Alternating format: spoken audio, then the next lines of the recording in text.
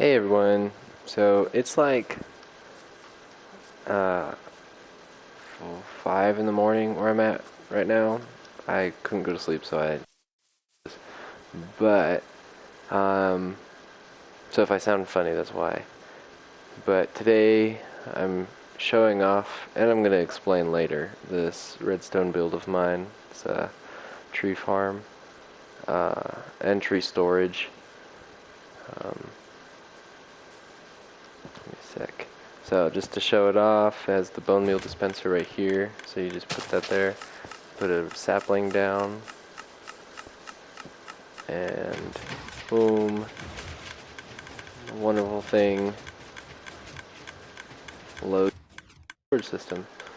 So I'm just gonna showcase each little bit first, and then I'll go into a creative test world and show it off there. So this is the tree portion. This allows you to place saplings and such like that. So place another one. And this portion over here condenses a 1x4 block long stream and pushes it out by 3 blocks. It condenses it to a 2x2 and then pushes it out by 3. Then it comes over here, which goes into a row of double piston extenders, and these double piston extenders raise it up to a 10x10 grid of pistons. Once up there, it goes into a 10x10x12 storage system. So, yep. Let's turn this off because it's.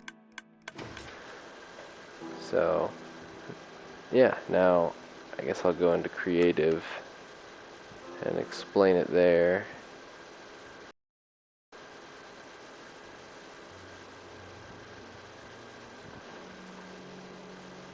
Yeah, it's like 5 in the morning where I'm at. I couldn't go to sleep, so I was like, I'll go record that. So, yeah, doing that.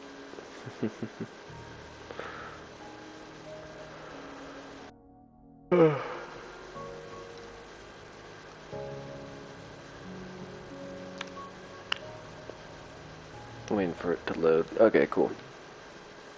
So, here is the wonderful piece of work. I'm going to change the tick speed real quick, just because I don't like running the bone meal thing. It just sounds annoying. So, I'm going to change the tick speed super quick.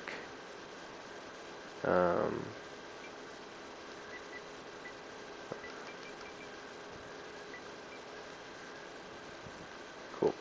So, here we have the machine. Saplings. So the machine consists of a double piston extender right here. This piece of equipment, it detects whenever there's something that grows, and once it grows, it takes an output from the whatchamacallit, dispenser with bone meal in it, and then it does that. It tends to be the typical like output. And you come over here, and why did it break?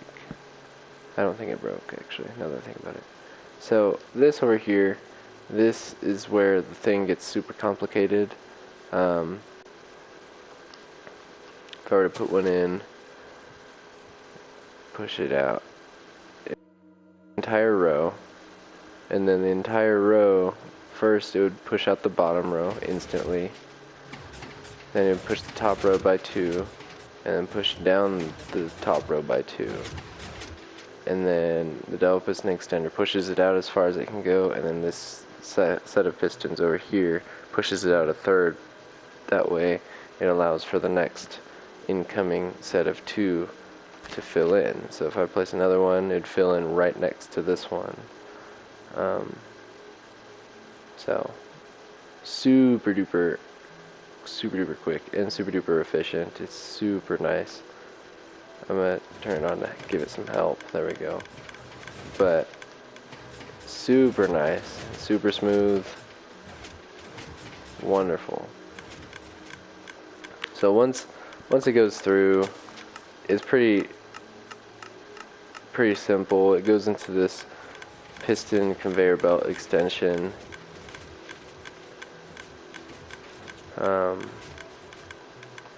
And then this piston conveyor belt extension pushes it over into the row of 10 double piston extenders. They're tileable. And I'm just going to turn this off and showcase it in a little bit, just as is, because I don't want to fill in 100 blocks. That just sounds annoying. So the way it works is we have observer taking an output from the block, then we have whatchamacallit, yeah, oh, I did this way different. I guess I could have done this way better. I did this way better in the other world. Since in Bedrock you can't spit out a sticky piston, we have to kind of make do by having 2 pistons and a set of repeaters that come by and automatically return the observer in the right timing. So this observer comes over here, powers this block, and this block powers this, also powers these repeaters that are delayed long enough for it to send one pulse all the way through to power these, and then once this piston is powered right here to return the observer, this had already been powered and pushed out the block. So I put a block there. Perfect. Yeah.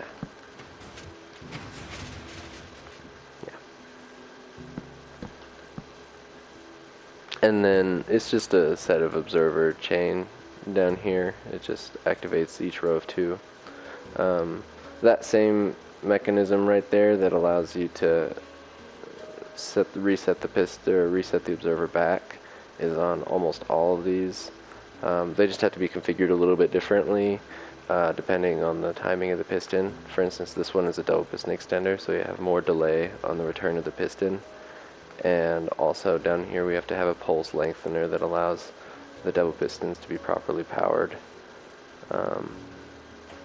Over here we have the first set of pistons. So this one, it allows the first set of blocks to be pushed by detecting the entire tree moving and powering the first set of pistons down here. And then when it does that, this observer detects when the tree moves up here, sends a 4-tick pulse into a pulse lengthener, which comes to here, which powers the double piston extension on the bottom, but also powers the double piston extension on the top first, and they power them separately. So the first one goes off, the first 2 on the top go and extend, and then afterwards the second 2 extend after this double piston extension up here pushes the first one on the top down.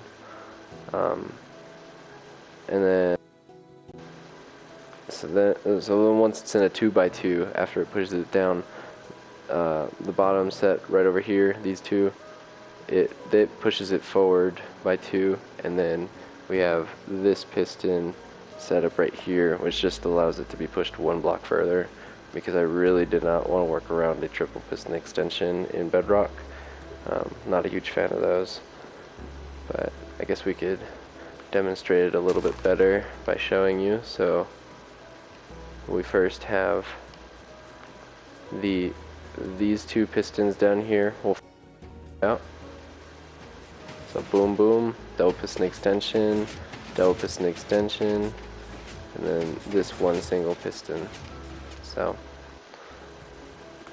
and then once it comes over here, we have that. Perfect. So, yeah, hope you guys enjoyed. It was so much fun building. I absolutely loved building this. I hated Bedrock Redstone for a while, but definitely getting the hang of it. So, yeah, hope you guys enjoyed.